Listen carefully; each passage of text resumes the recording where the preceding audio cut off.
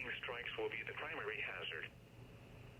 The ultraviolet index forecast for January 29th is 2 or low.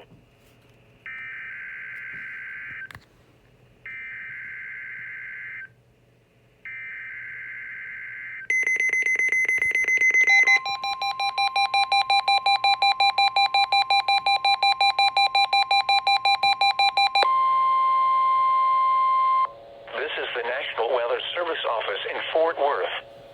The preceding signal was a test of the public warning system for weather radio station WXK35.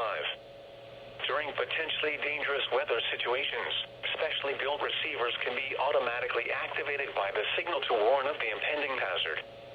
Tests of the signal and receiver's performance are normally conducted by the National Weather Service each Wednesday between 10 a.m. and noon and between 6 and 8 p.m.